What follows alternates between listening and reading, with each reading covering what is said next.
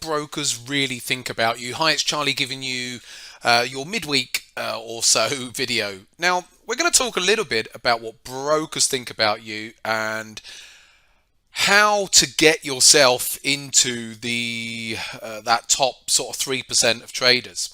So the first thing to mention, so what do brokers really think about you? Well, for starters, they know that anyone who opens an account with sort of less than 1,000 in it, they will assume you're going to blow it up. That is and these are conversations I've had with brokers behind the scenes. I can't mention which brokers, but they're going to make that assumption that anyone who opens an account with a small amount, and it's not obviously that's not a guarantee, because you might be very responsible with that small account, but they know that generally the very small account people are more likely to end up taking too much risk and blowing it up. So that's the first thing. That's the first sort of attitude they will have towards traders. The next one is over trading. So if you are trading a lot, you are doing them a favor. In that you're generating them lots of commissions. Now, interestingly, some brokers have mentioned to me in recent months that if we go to the S&P here, that they've mentioned in recent months that this year hasn't been a great year for them. And why is that? Well, the stock market, if I can go out, maybe I'll scroll back in a little bit. For them, in the main, this year has been going up. And when the stock market goes up, what happens? Traders are very fickle things and they trade a little bit less. When the stock market's going down, they get excited. When we're in a sort of a bear market and there's a bit more volatility, traders start to overtrade during volatility, and that makes them more commissions. So they're actually making less money this year because the stock markets have been going up and the markets have been a bit less volatile. So when you're looking at what you're doing as a trader, and if you're sitting there happily back testing some magical day trading strategy you think is going to make you your fortune, and it's trading away, even if it's let's say 5 times a day on average, you're just feeding the beast. You're feeding your broker. And not that they are beasts, but you're feeding them. So they love that because they know that it's likely that your intraday strategy is going to fail anyway. And so they'll probably still B-book you. And B-booking meaning that they won't put your trades directly through into the market, especially if you're on a small account. They're more likely to just B-book you because they know that if you're in a small account plus you're doing lots of trading, then they're like that you're putting yourself in the position of losing more often, or more likely going to lose doing that type of activity. So again, they know they want you to trade a lot. They want you to be out there trading, but you've got to think, well, if that's what they want me to do, maybe I should be doing the opposite. Now, I'm not saying that you can't, be sitting there doing lots of intraday trades and be profitable. It's just that the odds diminish with that, because it's so difficult to maintain a strong mindset, especially if you're only been trading, let's say, less than 5 years. It's very difficult to be able to maintain a strong mindset towards that amount of day trading if you've been trading. And don't say that, oh, I trade mechanically only. It doesn't make any difference. So because you're still going to be affected by the series of wins and series of losers that you're going to have. So overall, you need to find a balance. So that's the most important thing. Think about what the brokers are getting. And don't get me wrong, coming back to that point about B-booking, some brokers don't B-book at all. They just don't do it with any clients or the majority of clients, and they'll just have straight through processing. But a lot of them will B-book if you're on a smaller account. Doesn't really matter if you can. Doesn't mean to say you won't be profitable. It's just that's just the way their models work. So how do you strike that balance? And in the main, if you know, and I've done videos on this before, that only 1% of day traders are profitable. So yes, there still is that magical 1% of day traders are profitable. Then you have to ask, is it worth your while sitting there trading off of 2-minute charts, because the odds are stacked against you? Unless, once you're, again, greater than 5 years of experience, then your mindset may be better. It may still not be, but you at least got 5 years of experience plus. I've seen people with 15, 20 years of experience and still struggle from a mindset perspective. So it's no guarantee if you don't work on it.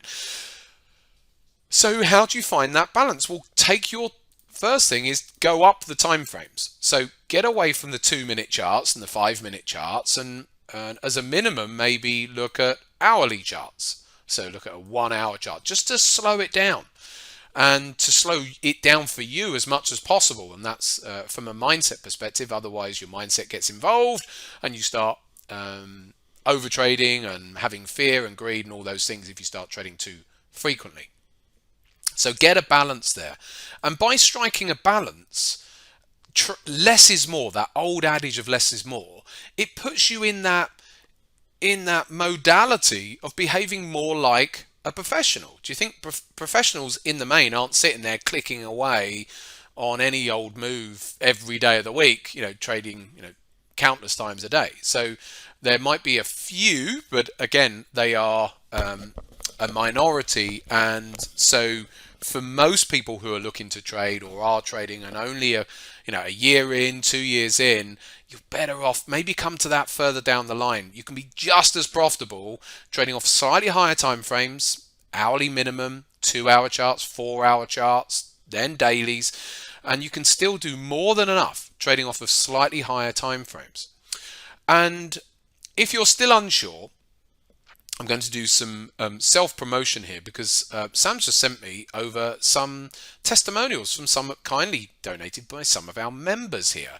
And before I go back to those, the point is what I'm trying to do within our community is to show people over at charlieburtontrading.com is to show people the way that I trade and all of the facets of trading, the technicals, the fundamentals, the sentiment, and how we put it all together on a day by day basis. And it doesn't matter if you've got full-time jobs, you can still, everything's recorded, and we have plenty of members who pick up recordings of all of our sessions and so still benefit from that. So let's have a look through this. It's just a bit of shameless self-promotion actually, because I think sometimes I should do.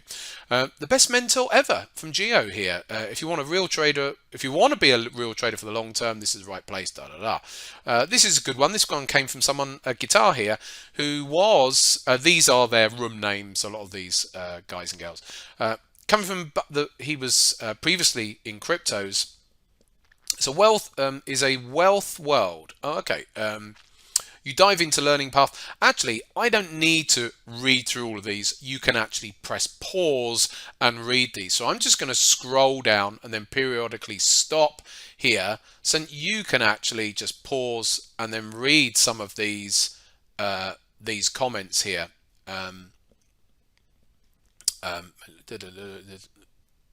I mean, I'm just reading them myself now. So there we go. Loads and loads and loads of testimonials. And this one was an interesting one, this Mick one, because of his experiences here of blowing accounts in the past. I love that. And it just comes, there's just more and more and more. I would love this one from Alf Harris, the best trading community I've ever found. Okay. Ethical and professional. I think that's another point there. And then lastly, we'll just use this one here from Craig S there. So I think that if you're wanting to get yourself in the right mindset and the right approach to trading, sometimes you've just got to, there's only so much stuff that you can pick up for free. Sometimes you have to put your hand in your pocket, so to speak, and dive in with someone who's a professional. And so there you go. So there's a little bit of a shameless self-promotion there. But coming back to the charts and your overall approach, you're only ever going to find so much for free. And sometimes people like these testimonials are evidence that, joining a community where you're learning a lot can really help improve your trading. And so the main thing, coming back to what I said at the beginning, is don't feed the brokers. That's what they want. They want you to be clicking away all day long and taking lots of trades. but that doesn't necessarily benefit you. It benefits them in commissions earned. Now, I know lots of brokers and have great relationships with them, but it doesn't mean to say that we should be just giving them all of that extra cash by doing over trading and the likes. So think about a more professional approach to trading, and one which is more balanced, which is much more of benefit to you. Hopefully that gives you some food for thought today. I'll see you in the next video.